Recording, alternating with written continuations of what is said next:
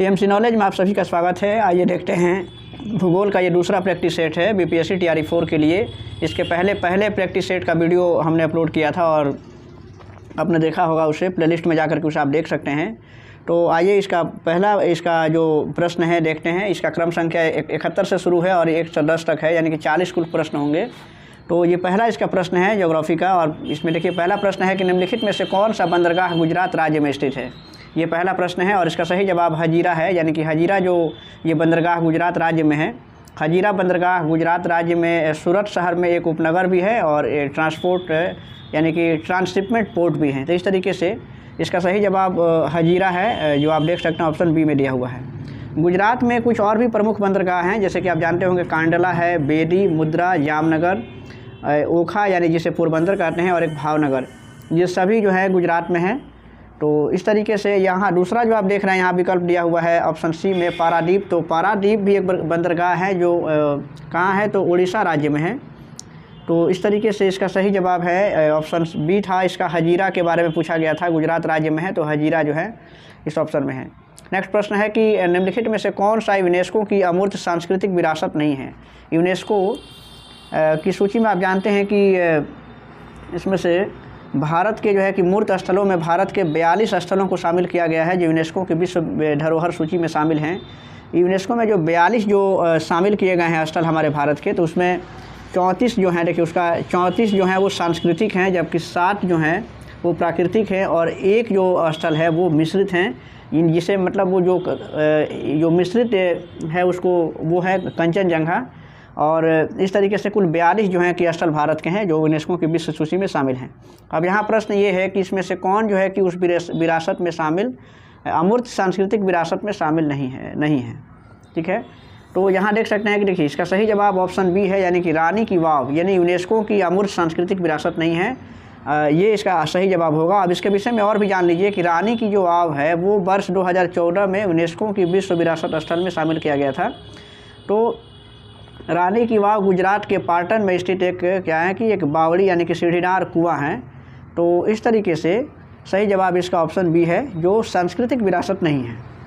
अब रानी की वाव का जो चित्र है कहाँ पर है आप देख सकते हैं उसको। रानी की वाव जो है वो 100 रुपया का जो नोट है हमारे यहाँ, तो 100 रुपया की नोट पर उसको अंकित किया गया है, जो यूनेस्को की सूची में शामिल हैं। 2014 में इसे शामिल किया गया था। नेक्स्ट प्रश्न है यहाँ से कि निम्नलिखित में से कौन सा बांध महानदी पर स्थित है। ये अगला प्रश्न है, महानदी पर कौन सा बांध स्थित है, और इसका सही जवाब है देखिए इसमें जो घुमरा पदर बांध हैं, दूधवा बांध हैं और हीराकुंड बांध, और उसके बाद से टिकरपड़ा बांध जो है ये सभी महानदी पर स्थित हैं और ये सभी बहुउद्देशीय परियोजनाओं के लिए बनाए गए थे। तो ये तीनों ही ऑप्शन जो हैं जो दिए गए हैं नाम उसमें, तो ये सभी महानदी पर हैं। इस तरीके से इस प्रश्न का सही जवाब है उपयुक्त में से एक से अधिक, यानी कि ऑप्शन डी इसका सही जवाब होगा। नेक्स्ट प्रश्न है कि पारिस्थितिकी खेती की परंपरागत विधियों द्वारा नई पद्धति के विकास को किसके द्वारा प्रचलित किया गया है। पारिस्थितिकी खेती की परंपरागत विधियों को, यानी कि परंपरागत ढंग से जो खेती होती थी, तो नई पद्धति के विकास में किसके द्वारा उसको प्रचलित किया गया है। तो इसका सही जवाब है कि इसमें जो पुरानी पद्धति जो हैं, यानी कि अब पारिस्थितिक खेती के लिए जो नई पद्धतियों का विकास किया गया है, तो इसमें देखिए इसमें किसके द्वारा ये शुरू किया गया है। तो इसका सही जवाब है कि ये कृषि प्रणाली को पारिस्थितिकी तंत्र के बिना जो है कि हानि पहुंचाए बिना कृषि की जाती है। इसमें जो पारिस्थितिक जो कृषि होती हैं, तो इसमें तीनों ही ऑप्शन दिया है, यानी कि जो बीज बचाओ आंदोलन ये भी चलाया गया था। बीज बचाओ आंदोलन चलाया गया था यहाँ पे, ये उत्तराखंड में चला था 1980 के दशक में, उत्तराखंड के टिहरी गढ़वाल क्षेत्र में चला था। उसके बाद से इसमें देख रहे हैं नवधान्य जो आंदोलन है, ये भी आंदोलन, इस आंदोलन की शुरुआत हुई थी 1980 में, और ये जो है कि चला था इसमें जैव विविधता संरक्षण और जैविक खेती के लिए उसमें लोगों को प्रोत्साहित किया गया था। और जो आप अगला जो ऑप्शन देख रहे हैं तावा, यानी कि तावा मत्स्य संघ की स्थापना भी मछुआरे की एक सहकारी समिति है, और ये भी जो है कि निजी ठेकेदारों को ये दिया गया था, यानी कि इस संघ के द्वारा निजी ठेकेदारों को दिया गया मछली पकड़ने के लिए ठेका का उसमें विरोध किया गया था। तो इस तरीके से देख सकते हैं कि ये तीनों जो ये चीज़ हैं, यानी कि बीज बचाओ आंदोलन, नवधान्य और तावा मत्स्य संघ, तो ये तीनों के द्वारा ये प्रचलित किया गया है जो पारिस्थितिकी ढंग से जो परंपरागत खेती की जो विधि है। इस तरीके से उपयुक्त में से एक सटीक इसके लिए सही जवाब है। अगला प्रश्न यहाँ से देख सकते हैं कि सरदार सरोवर बांध निम्नलिखित में से किन राज्यों को कवर करता है? सरदार सरोवर बांध जो है वो किन 2 राज्यों को कवर करता है? इसका सही जवाब है कि ये गुजरात, राजस्थान और महाराष्ट्र, मध्य प्रदेश, इन सभी राज्यों को ये कवर करते हैं, यानी कम से कम 4 राज्यों को कवर करता है। सरदार सरोवर बांध ये बनाया गया है गुजरात राज्य में नर्मदा नदी पर बनाया गया है, और ये जो है कि यानी कि नौगांव के पास आधार तल से 163 मीटर ऊंचा ये बांध है। इस तरीके से इसका सही जवाब ऑप्शन ए में ही मिल गया है, यानी कि ये 4 राज्यों को कवर कर रहा है। नेक्स्ट प्रश्न यहाँ से है कि अधिकांश नदी घाटी परियोजनाएं जो बाढ़ की रोकथाम के लिए भी निर्माणित हुई, परंतु इससे बाढ़ की स्थिति और भी भयावह हो गई, क्योंकि नदी घाटी परियोजनाओं का जो उसको जो बनाया जाता है या उसका जो निर्माण किया गया है, तो वो विशेष करके होता है कि बाढ़ की रोकथाम के लिए होता है। हालांकि उसके साथ बहुत सारी योजनाएं जुड़ी होती हैं, वो बहुउद्देशीय कार्यों के लिए होता है, लेकिन इसमें हुआ कि बाढ़ की स्थिति को रोकने के बजाय इसकी स्थिति और भयावह हो गई। इसका कारण क्या है?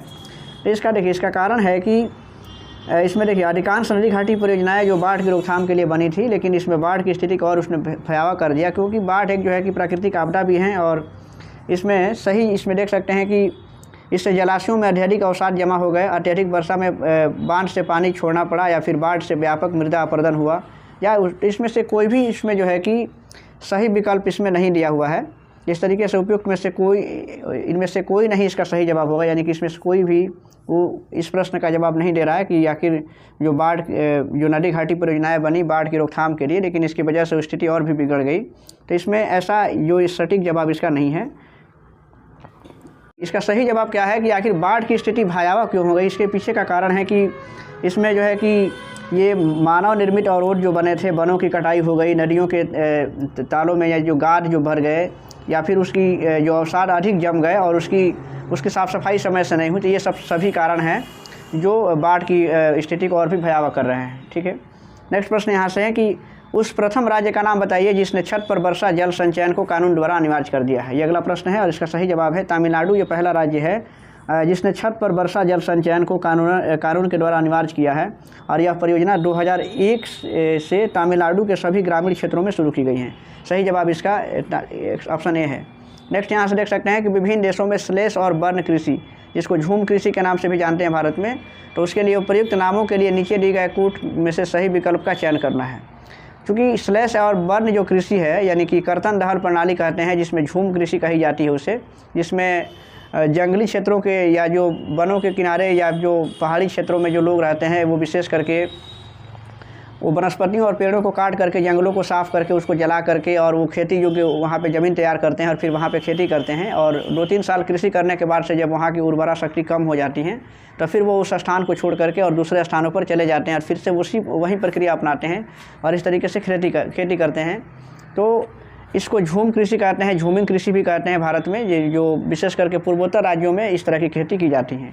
तो यहाँ पे अलग अलग देशों में उसके लिए नाम अलग अलग हैं। अब यहाँ पे देखिए जैसे मैक्सिको है, तो मैक्सिको में इसको मिल्पा कहा जाता है। आप यहाँ से देख सकते हैं कि मैक्सिको में इसको मिल्पा कहते हैं, ब्राज़ील में इसे रोका कहते हैं, और वियतनाम में इसे रे कृषि के नाम से जाना जाता है, और इंडोनेशिया में लदांग कहते हैं।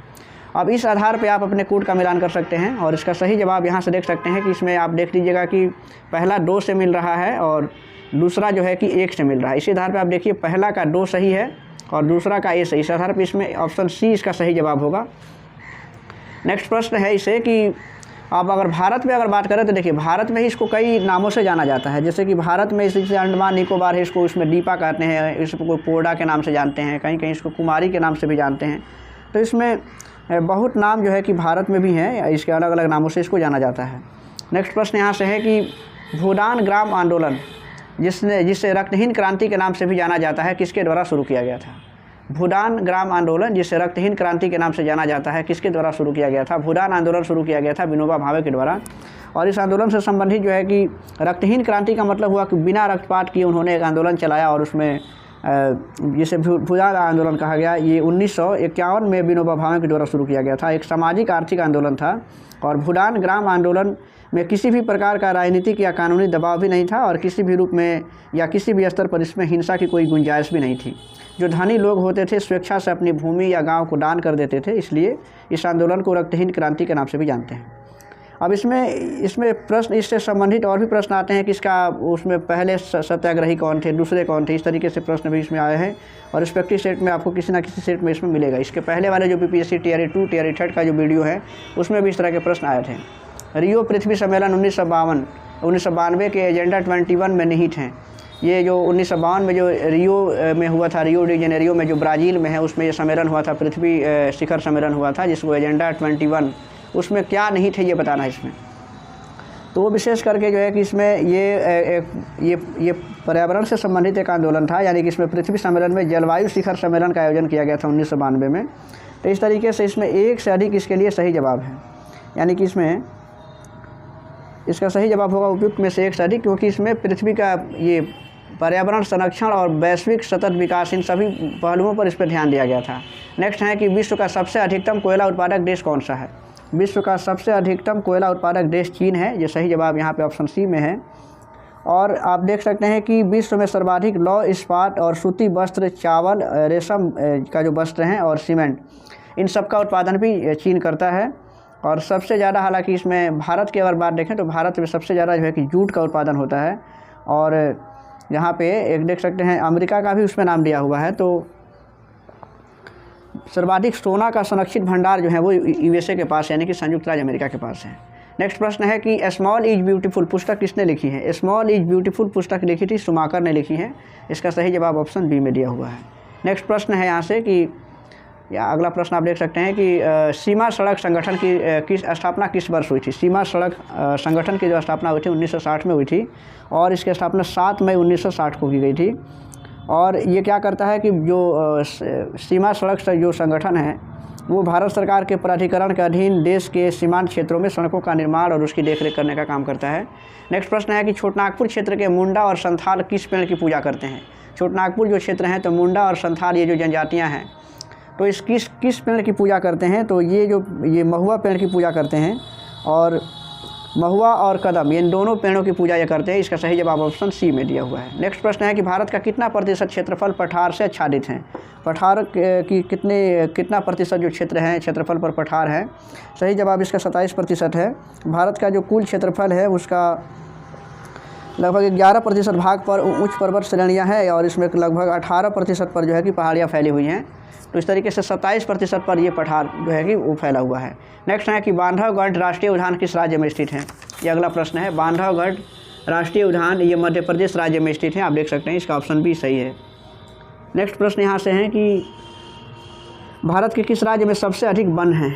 भारत के जो मध्य प्रदेश राज्य हैं उसमें सबसे ज़्यादा वन क्षेत्र हैं और सबसे कम वन क्षेत्र जो है वो हरियाणा, पंजाब और गोवा में है। तो सही जवाब इसका है, जहाँ पे अधिक वन क्षेत्र की बात पूछा हुआ है तो मध्य प्रदेश इसका सही जवाब होगा, क्योंकि वन जो रिपोर्ट आया था 2021 के अनुसार कुल इसमें जो है कि सबसे ज़्यादा जो वन क्षेत्र है वो मध्य प्रदेश के पास है। हालांकि मैंग्रोव वन की स्थिति अगर आप देखें तो उसमें जो 2021 का जो रिपोर्ट था, यानी कि जो वन रिपोर्ट आया जो प्रकाशित हुआ था, उसमें मैंग्रोव जो वन है वो सबसे ज़्यादा जो है कि पश्चिम बंगाल में है और वो कम से कम जो है कि उसमें वृद्धि हुई थी, यानी कि 4992 वर्ग किलोमीटर पर उनका फैला हुआ था।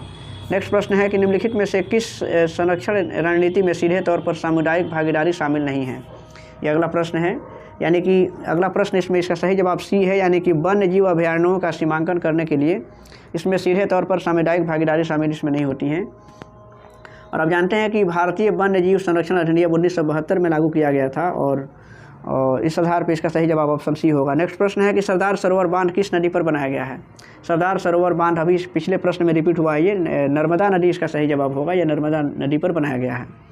नेक्स्ट प्रश्न है यहाँ पे कि यहाँ पे और जो ऑप्शन है आप देख सकते हैं। देखिए नर्मदा नदी पर तो सरदार सरोवर बांध है, इसमें देखिए कृष्णा नदी है उस पर अलबटी बांध है, कावेरी नदी जो है यहाँ से देख सकते हैं दिया हुआ है। तो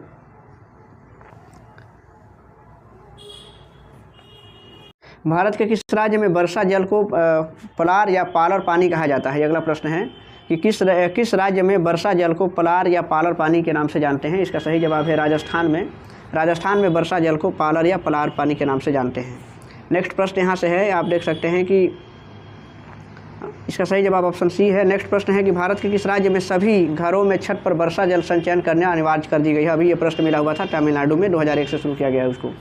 नेक्स्ट प्रश्न है कि अलंकेश्वर तल क्षेत्र किस राज्य में स्थित है। अलंकेश्वर तेल क्षेत्र ये किस राज्य में स्थित है? और इसका सही जवाब है कि ये गुजरात राज्य में स्थित है। इसका सही जवाब ऑप्शन ए में है। नेक्स्ट प्रश्न है कि पार्वती घाटी का भूतापीय संयंत्र कहाँ स्थित है? ये अगला प्रश्न है। पार्वती घाटी का भूतापीय संयंत्र ये हिमाचल प्रदेश में है। तो सही जवाब इसका हिमाचल प्रदेश होगा। और इसके बाद के प्रश्न यहाँ से देख सकते हैं कि अधात्विक खनिज कौन सा इसमें से? देखना है कि धात्विक और अधात्विक दो प्रकार के खनिज होते हैं। अधात्विक खनिज इसमें से कौन है? इसका सही जवाब अभ्रक होगा कि अभ्रक एक प्रकार का अधात्विक खनिज है।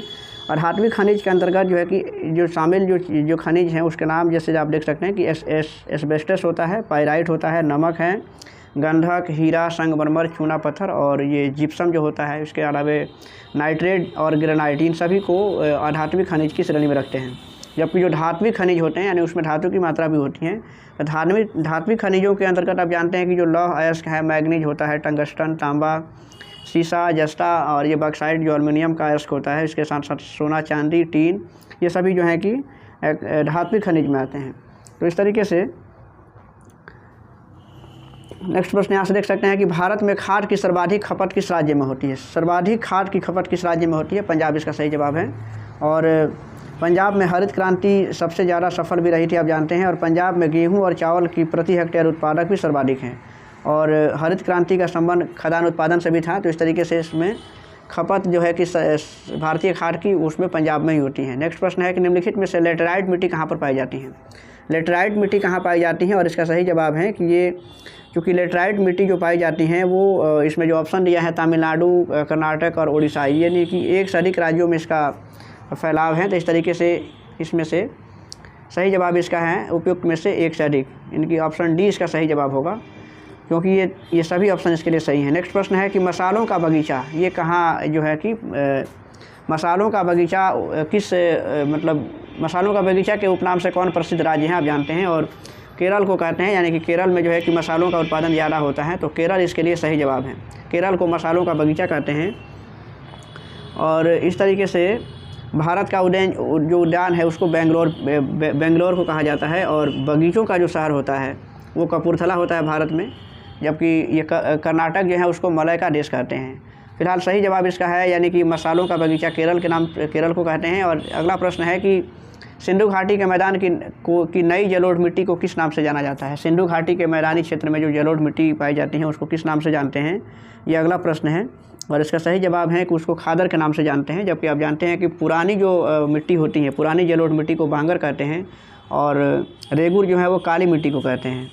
तो इस तरीके से इसका सही जवाब है ऑप्शन ए। और नेक्स्ट प्रश्न है कि 10 डिग्री चैनल पृथक करता है। 10 डिग्री चैनल जो है वो किसको पृथक करता है? तो 10 डिग्री चैनल जो है कि अंडमान और निकोबार को पृथक करता है। जबकि इसका सही जवाब ऑप्शन ए में दिया हुआ है। जबकि आप 9 डिग्री चैनल की अगर बात करेंगे तो 9 डिग्री चैनल जो होता है लक्षद्वीप और मिनिकॉय को अलग करता है। जबकि जो 8 डिग्री चैनल होता है वो मालदीव और मिनिकॉय को अलग करता है। और इसके बाद से देखिए भारत और श्रीलंका जो है कि मनार की खाड़ी से अलग होते हैं। नेक्स्ट प्रश्न यहाँ से है कि भारत में ग्रीष्मकालीन मानसून के प्रवाह की सामान्य दिशा क्या है? जो ग्रीष्मकालीन मानसून होता है उसकी प्रवाह की दिशा क्या होती है ये बताना है। और इसका सही जवाब है कि ये दक्षिण पश्चिम से उत्तर पूर्व की ओर ये बहते हैं। तो और भारत जानते हैं कि भारत में जो कम से कम 80% जो वर्षा होती है वो दक्षिण पश्चिम मानसून से होती है। जबकि दक्षिण पश्चिम मानसून के समय तमिलनाडु में सूखा पड़ता है। ये भी जानने वाली बातें हैं यहाँ से। तो इसका सही जवाब है ये ऑप्शन सी इसका सही जवाब होगा। नेक्स्ट प्रश्न है कि ब्रह्मपुत्र नदी तिब्बत में किस नाम से जानी जाती है? ब्रह्मपुत्र नदी को तिब्बत में किस नाम से जानते हैं? काफ़ी आसान प्रश्न है, कई बार ये रिपीट भी हो चला है। और इसको सांगपो के नाम से जानते हैं, ये अगला प्रश्न है। जबकि ब्रह्मपुत्र नदी को बांग्लादेश में जमुना के नाम से जानते हैं। और गंगा नदी को बांग्लादेश में पद्मा के नाम से जानते हैं। ब्रह्मपुत्र नदी का उद्गम कहाँ से होता है? तो ये तिब्बत में मानसरोवर झील से होता है। नेक्स्ट प्रश्न है कि निम्नलिखित में से किस राज्य को अत्यधिक कुपोषण यानी कि अत्यधिक कुपोषण के कारण भारत का इथोपिया कहा जाता है? किस राज्य को, यानी कि वहाँ पे कुपोषण ज़्यादा है और इस वजह से उसको भारत का इथोपिया कहा जाता है? तो इसका सही जवाब है यानी कि मध्य प्रदेश में, क्योंकि कुपोषण ज़्यादा है और इसलिए उसको भारत का इथोपिया कहते हैं।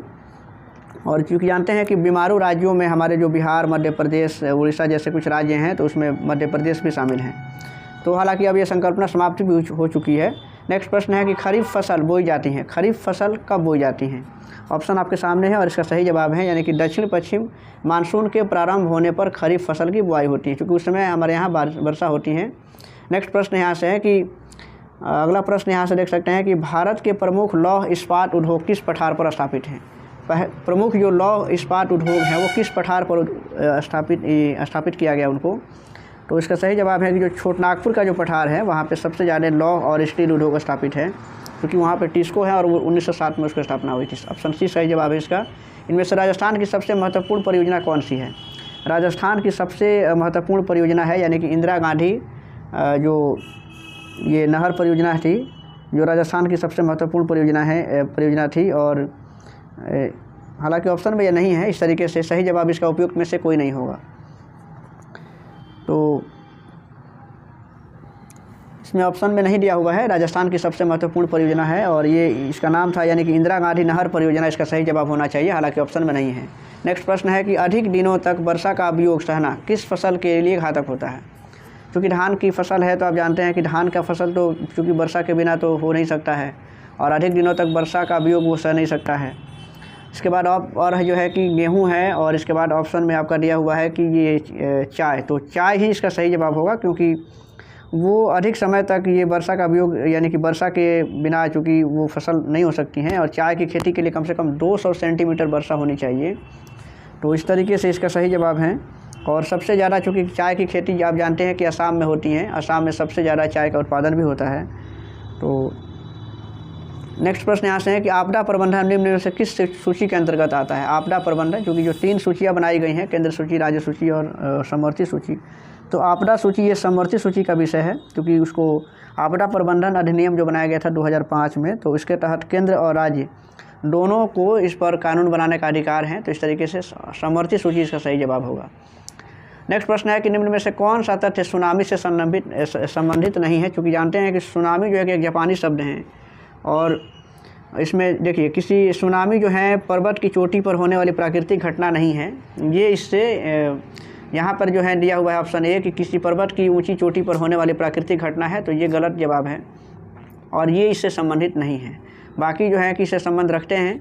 नेक्स्ट प्रश्न है कि उस्सर मृदा किस जिले में पाई जाती है? उस्सर मृदा जो है कि ये किस ज़िले में पाई जाती हैं? तो इसका सही जवाब है कि इसका सही जवाब है ये सिवान, इसका सही जवाब होगा, क्योंकि ये बिहार का ज़िला है।